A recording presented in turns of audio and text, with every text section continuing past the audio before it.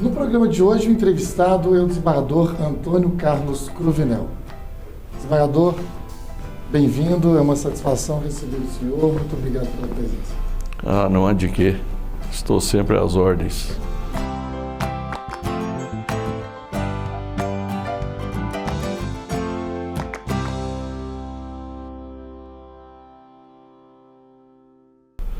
Desembargador, o senhor é da cidade de Sacramento, em Minas Gerais, nasceu no dia 18 de dezembro de 1947, é filho de Bonifácio Alves Cruvinel e de Augusta Mendes Cruvinel. Gostaria de saber do senhor, que o senhor falasse primeiramente sobre os pais do senhor e também sobre os irmãos. Pois bem, meus pais conviveram 63 anos. E eles tiveram 7 filhos, porque eu tenho 6 irmãos vivos atualmente, porque dia 29 de junho próximo passado, fez um ano que a minha irmã mais velha morreu aos 86 anos de idade. Inclusive era minha madrinha. E foi uma vida muito tranquila. O papai sempre foi um pai muito abnegado e muito ligado à família. Não é o exemplo que a gente às vezes encontra hoje em dia. O papai era muito firme e deixou um patriarcado, Fazenda Ressaca, onde falam que o Lima Duarte nasceu, que era do meu avô João Cruvinel Vilas Boas. Ele deixou a fazenda para ir para a cidade. Eu fui o primeiro filho dele. Eu já tinha 3 filhos quando eu nasci na cidade. Ele foi para a cidade, segundo ele, para formar os filhos todos, que se continuasse na roça, que ele não teria condições de realizar esse desejo dele. E realmente ele formou todos os filhos em curso superior. As mulheres fizeram filosofia. A minha irmã mais velha, além de curso de professora, ela fez contabilidade também. Meu irmão mais velho, acima, que veio antes, é médico em Uberaba, eu e o José Bonifácio, que é doutor em matemática e foi gerente do Banco do Brasil até na cidade de Guará, no estado de São Paulo. Então foi uma família assim, eu reputo muito bem formada. Eu até costumo brincar com meus filhos que eu gostaria de ter sido o pai que eu tive. Minha mãe, muito abnegada do lar, foi acometida de uma doença muito nova, que é uma doença adquirida, mal de Chagas. Aos 35 anos de idade foi diagnosticado mal de Chagas na minha mãe. E ela ficou 2 anos de cama. E eu me lembro bem, eu estava fazendo companhia a ela, eu era menino, quando o repórter Esso anunciou o suicídio do presidente Getúlio Vargas. Uma coisa que me marcou. Eu tinha o quê? 7 anos, ainda não tinha 7 anos de idade. Eu fazia companhia, eu e meu irmão mais novo, para minha mãe, que ela ficou 2 anos de cama. E minha mãe, eu reputo que foi um milagre. Na ocasião tinha um padre em Tambaú, padre Donizete, fazendo milagres. E ele levantou a minha mãe da cama. Mandou uma água benta para ela tomar. E ela depois contou para todos nós que ela tinha feito uma promessa. Que se ela ficasse boa, teria mais 2 filhos. E teve mais 2 filhas. E ajudou ainda a criar as netas. E morreu aos 77 anos de idade. Então, é uma vida que eu tive muito feliz, muito alegre, sem problema, estudando. porque meus pais foram muito dedicados. Mas você conheceu os avós? Com a vivência com os avós? Conheci o vovô João Cruvinel Vilas Boas, que era o pai do meu pai, e a Maria Teresa das Neves, que era a mãe de meu pai. E conheci a vovó Flamina, que era mãe da minha mãe. O pai da minha mãe morreu com mal de Chagas também, com 33 anos de idade, eu não o conheci. Mas a vovó Flamina viveu até 103 anos de idade. Conheci todos eles. Interessante. O senhor viveu a infância em Sacramento. O senhor passou toda a infância lá? Toda a minha infância em Sacramento. E depois? E depois que eu comecei a trabalhar muito cedo, que como eu estava dizendo, meu pai sempre foi muito firme conosco. Comecei a varrer num escritório de contabilidade aos 12 anos de idade. Fiz contabilidade, fui professor de contabilidade de 1967 até 1975, porque o meu concurso na magistratura é de 76. E essa foi minha vida. O senhor tem amigos de infância ainda? O senhor tem esse contato com os amigos de infância? Tenho. Eu tenho um amigo que ele tem apelido de Todd. Ele chama Custódio Antônio de Assis. Foi meu aluno no curso de contabilidade e está vivo lá em Sacramento. Tem Valmor Júlio, que é jornalista em Sacramento, tem o Estado do Triângulo. Nós jogamos futebol juntos. Então tem alguns. A lembrança que vem o senhor assim quando fala da infância, o que o senhor mais lembra quando fala assim da infância do senhor lá em Sacramento? É uma infância muito alegre, muito boa. A gente naquela época não tinha esse perigo de deixar o filho sair para jogar um futebol na rua, essas coisas. E isso eu vivi tudo, sem problema algum. E qual que era o sonho do senhor na infância? Era mesmo cursar o direito? O senhor queria seguir também essa carreira de magistratura? O que o senhor pensava na época, na infância? Não pensava nisso. Meu pai era comerciante de cereais e café. Nós exportávamos café pelo Porto de Santos. E eu comecei a trabalhar com ele muito cedo. Eu fui preparado para sucedê-lo na empresa, que era até uma empresa familiar. Mas, um belo dia, um amigo que trabalhava na prefeitura me perguntou por que eu não ia fazer direito. Eu falei, estou acomodado, eu era contador da empresa já. Estou acomodado aqui, sou professor de contabilidade. Fazer direito, eu não tenho condições para isso, não. Ele falou, eu tenho e você não tem? Você que foi meu professor no curso técnico de contabilidade? Eu não sei não, acho que você devia pensar melhor. Você parou de estudar por quê? É porque eu tinha me formado em contabilidade e estava lecionando contabilidade. Aí eu meditei naquilo. Falei, gente, ele chama Reinaldo Sérgio Afonso. Deve estar em Franca. Aí eu meditei e falei, gente, mas gozado o Reinaldo Sérgio me chamando a atenção. Eu vou fazer esse curso de Direito. E fui para Franca, encontrei lá um outro amigo, Urandi Afonso, que deve estar hoje em Araxá. Urandi fez História, fez Filosofia, fez História. E falei com o Urandi, ele falou, não, vamos lá, vamos fazer sua matrícula no curso vestibular. Eu falei, mas eu estou um ano parado sem estudar. Ele falou, que isso, rapaz? Isso aí você pega isso aí no instantinho, você dá uma recapitulada na matéria.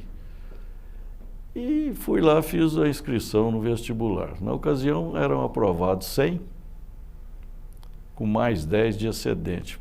Caso alguém desistisse, tinha mais 10 para poder... mas eram 100 vagas. Fiz a inscrição, voltei para Sacramento, tinha uma professora de português, Corina Novelino, que era ótima professora, e ela era espírita, cuidava do lar de Eurípides em Sacramento, lar das meninas. Essas meninas que a mãe deixou e tudo, ela criou uma porção. Eu falei com a dona Corina, falei, eu vou prestar vestibular daqui uns 10 dias, dona Corina, eu não lembro mais de análise sintática, dessas questões teóricas de português. Ela falou, o que é isso? Nós vamos recapitular isso, vamos começar agora, senta aí.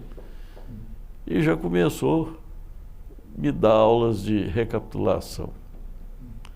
E me pediu até, falou, agora você vai para casa, vai fazer uma redação, vou te dar um título, você vai fazer e tal, e até tal dia, você todo dia aqui. E foi assim. Eu que não esperava aprovação, eram 100 vagas apenas, e a Faculdade de Direito de Franca tinha subvenção federal, era uma faculdade muito concorrida. Eu fui o 14º no vestibular, com 10 dias de estudo outra vez, porque eu tinha parado fazia um ano. Aí passei, fiz direito e tomei gosto. Um belo dia eu falei com meu pai, eu não vou seguir na empresa mais.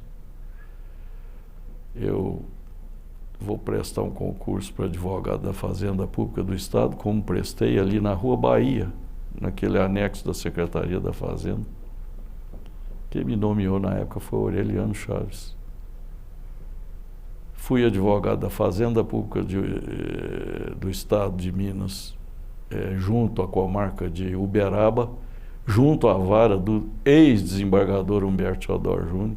Ele era o juiz da 3ª Vara Civil lá na ocasião e eu era advogado da Fazenda Pública. E aí resolvi prestar concurso para a magistratura. Desembargador, daqui a pouco nós vamos falar mais sobre isso então. A gente vai para um pequeno intervalo. No próximo bloco a gente fala sobre a magistratura. Aguarda um minutinho.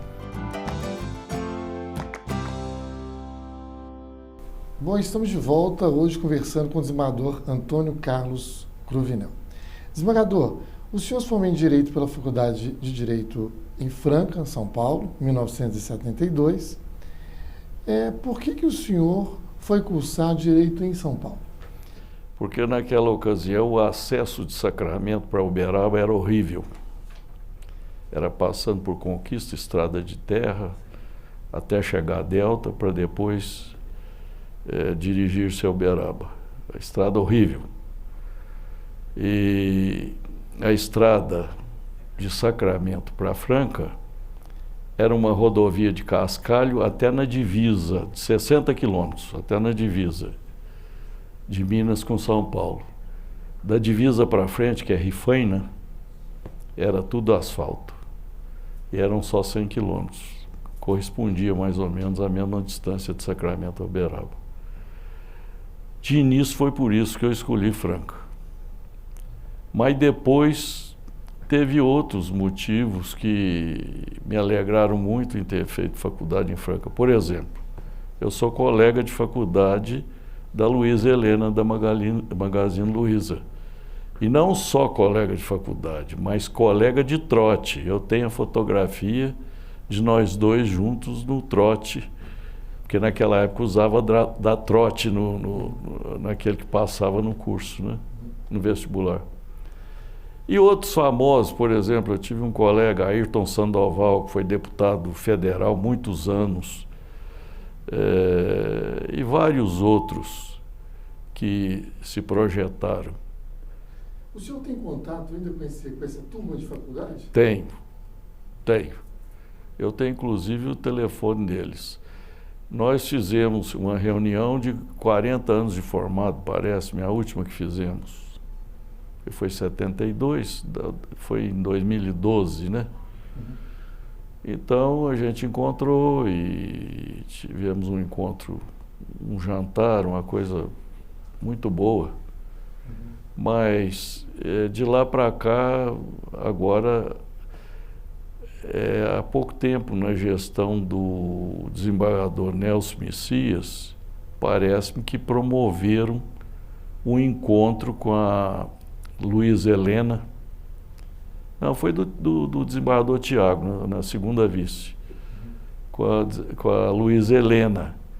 E descobriram que eu fui colega dela e pediu para eu fazer uma saudação para ela.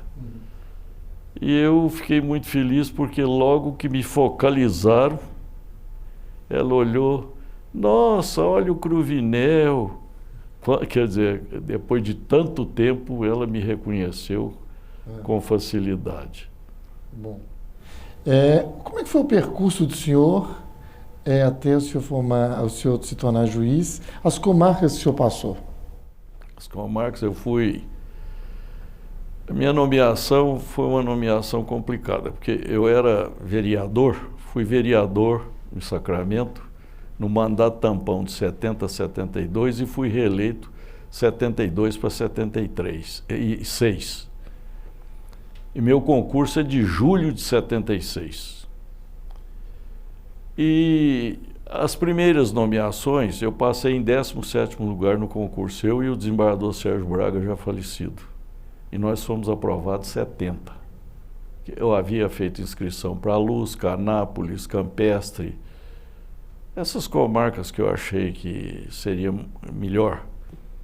Ele me chamou e falou, Cruvinel, pela sua classificação, é o 17º lugar, eu tenho uma comarca para você que é boa, é muito boa e tal. Eu falei, mas qual que é a comarca? Ele falou, Brasília de Minas. Eu falei, desembargador, eu não sei nem onde fica isso, que eu nunca fui para esse lado. Mas isso aí logo você acostuma e tal. Eu falei, eu não posso ir. A minha mulher está grávida do 3º filho e de repouso, porque ela teve ameaça de aborto. E como que eu vou tirar a minha mulher de Sacramento e levar para Brasília de Minas, um lugar que eu nem conheço? Ele, mas é uma pena, porque isso aí você pode ir ficar 15 dias lá, voltar em Sacramento. Eu falei, eu acho difícil. Então eu vou ter que abrir mão. Até mesmo porque eu quero terminar meu mandato de vereador 31 de dezembro de 76. Aí, resultado. Entrei 5 vezes consecutivas em lista. E era preterido. Eu fui nomeado para o Prata, fiquei 3 anos no Prata. Construí um prédio de fórum lá. Construí assim, foi na minha gestão lá, né? Porque lá não tinha prédio de fórum. Não tinha nem privada para o juiz usar. No Prata, 3 anos, vim promovido para Itabirito, totalmente fora da rota, porque eu pleiteava ir para Tupaciguara, Uberlândia, que era ali tudo pertinho, né? Mas surgiu Itabirito, me convidaram a vir para Itabirito. Vim, fiquei 1 ano em Itabirito. O dia completou 1 ano, eu fui promovido para Divinópolis. Fiquei 3 anos e 4 meses em Divinópolis. Dia 15 de novembro de 1984, eu vim promovido para entrada especial Belo Horizonte. Só tinha Belo Horizonte como entrada especial.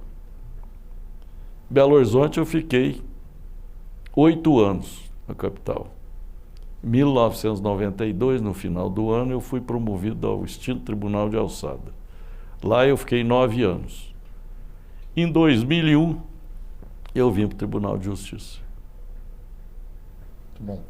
Desembargador, vamos para um breve intervalo e nós voltamos em instantes e vamos falar sobre as curiosidades sobre a trajetória do senhor também como desembargador. E eu quero voltar um pouquinho aí sobre a vida do juiz no interior de Minas Gerais. A gente volta já já.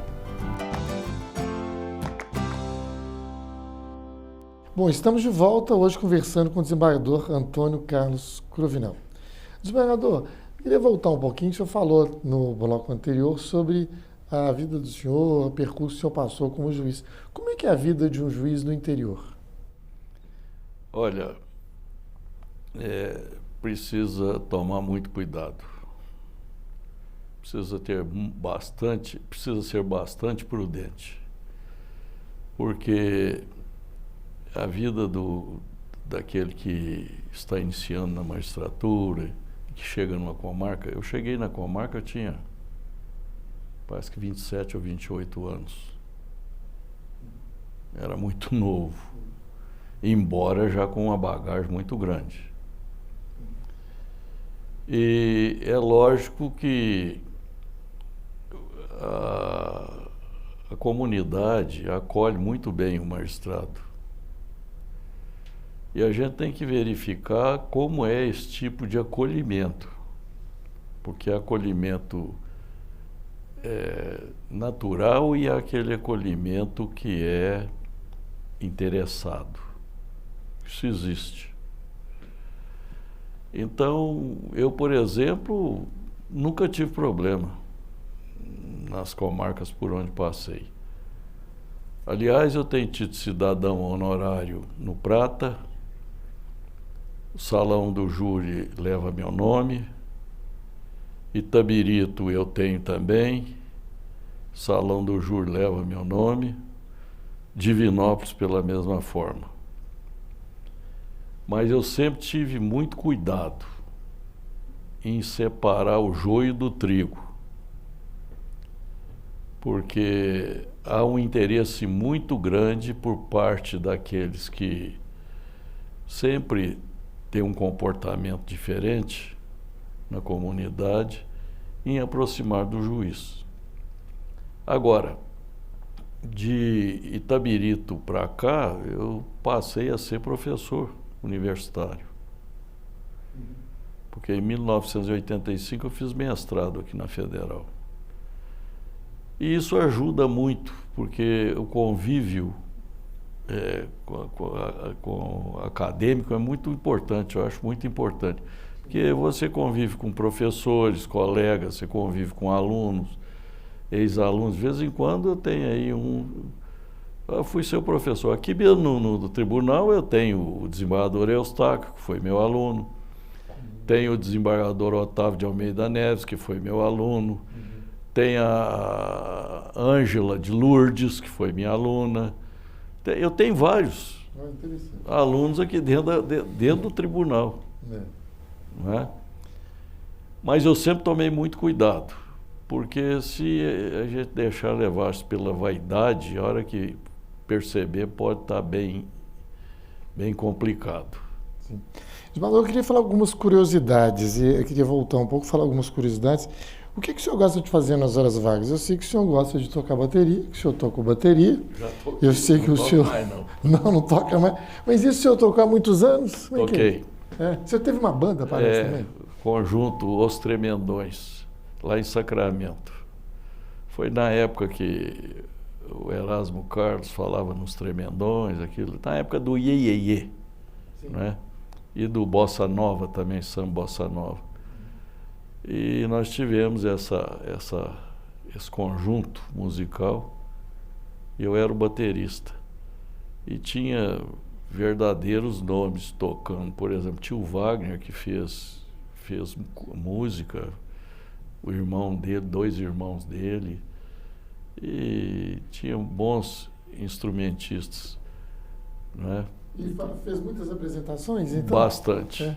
Bastante. Mas hoje, se eu pegar uma bateria assim, o senhor toca, desembargador? Não sei, porque eu costumo dizer que isso é como jogar sinuca. Você tem que estar treinado, né? Quer dizer, pode sair alguma coisa, mas para depois entrar num conjunto, né? Você dá um treino e... Sim. Né? Eu sei que o senhor gosta de futebol também, o senhor é conselheiro do Cruzeiro. O senhor acompanha o Cruzeiro? O senhor o senhor viajava com o Cruzeiro? Como é que era? Já acompanhei em algumas situações. Por exemplo, na Argentina, no Chile. Em algumas situações eu acompanhei. No Paraguai, acho que até mesmo no Uruguai. Mas hoje o Cruzeiro, para mim, pela situação que ele embrenhou-se nela, representa uma decepção.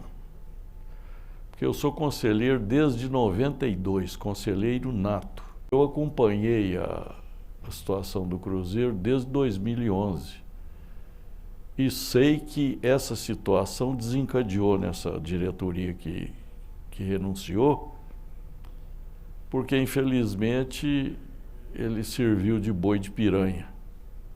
Não foi ele o culpado. Pode ter agravado um pouquinho a situação.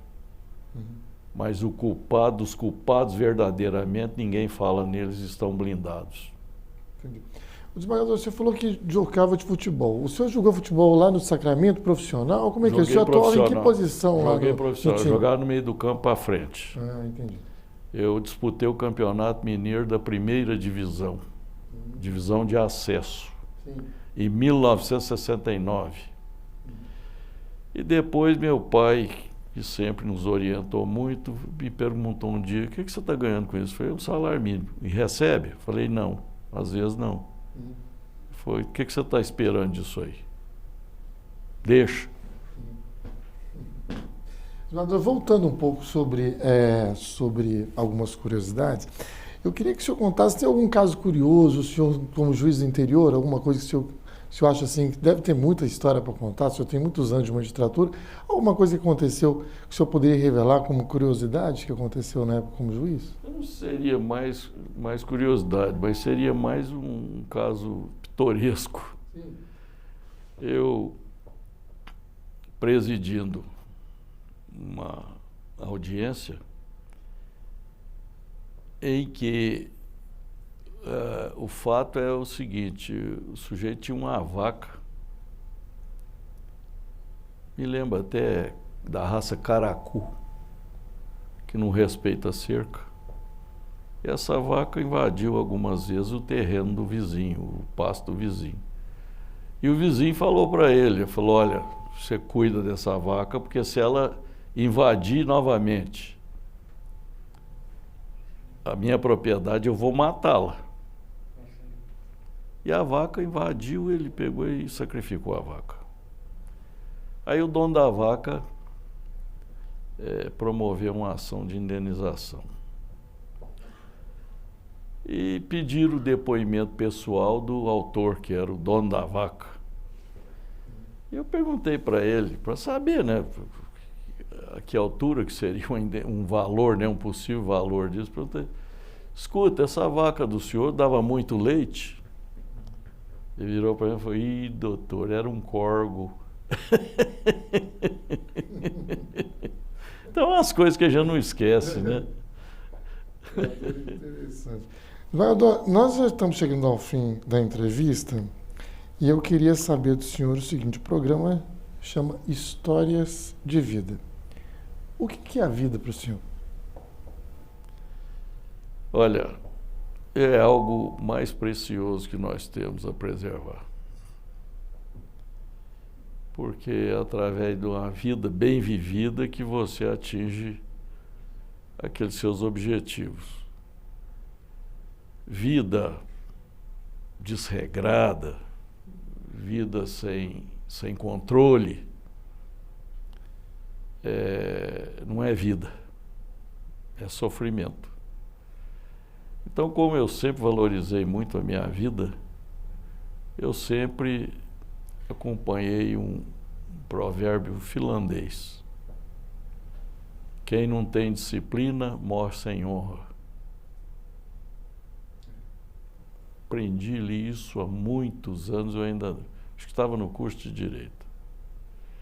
E procurei sempre ter uma vida disciplinada. Não é com aquele rigor, aquela coisa, mas uma vida disciplinada, né? E na magistratura, eu sempre pautei por uma conduta que eu não a repreendesse. Não é os outros, não. Porque eles me perguntam: você já teve alguma entrevista alguma vez na vida sobre um caso que estava com você e tal? Eu falo: já tentaram várias vezes, mas eu desafio quem quer que seja a me trazer uma entrevista que eu tenha dado uma publicidade sobre um caso que estava sob a minha batuta.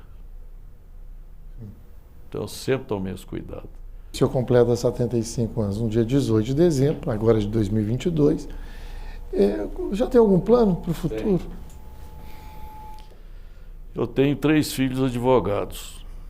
Advogam aqui em Belo Horizonte. E a minha intenção é ser um coadjuvante no escritório deles. Organizar um escritório em que eu seja mais um elemento no escritório, para continuar prestando a colaboração a eles. Fora disso, cuidar da minha fazenda. E viajar? O senhor gosta de viajar também? Gosto. Já viajei muito.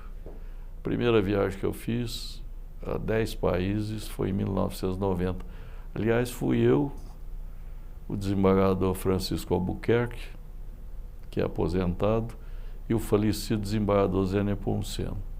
Nós viajamos em 1990, 35 dias, visitamos 10 países e 3 principados na Europa. Depois disso eu já fui para outros lugares, fui na Escandinávia, fui na Rússia, fui na Turquia, na Grécia, no Japão. Eu estive lá em 1997, quando o Cruzeiro perdeu de 2-0 o título mundial. Então eu já viajei bem. Desembargador. Suíça, Holanda, Bélgica, Alemanha. Aliás, na Alemanha tem um fato curioso. Nessa época que nós viajamos, nós chegamos em Berlim e estavam derrubando o muro que separava a Alemanha Oriental da Ocidental. O desembargador Zé Nepomuceno, acho que ele trouxe até um pedaço do reboco do muro, disse que era de lembrança, não sei. Curioso. Desembargador, olha, queria agradecer muito a presença do senhor.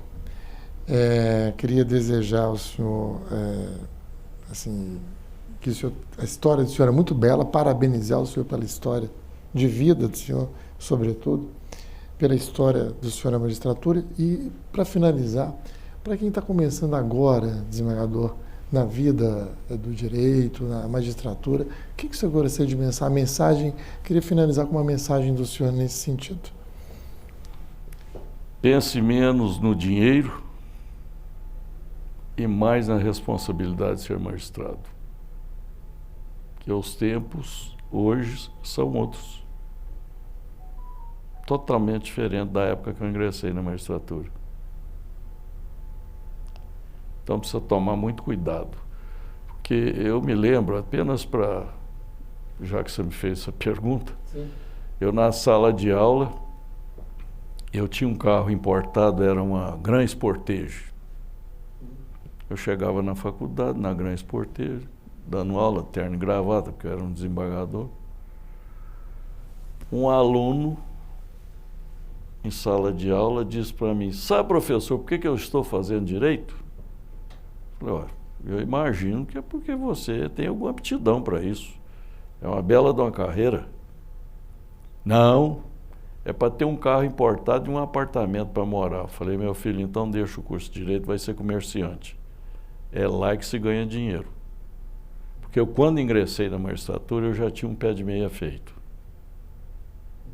E não foi com advocacia. Desembargador, muito obrigado então, viu? Agradeço o senhor imensamente por ter concedido para a gente essa entrevista. Muito obrigado, muito sucesso para o senhor. Pois não, muito obrigado.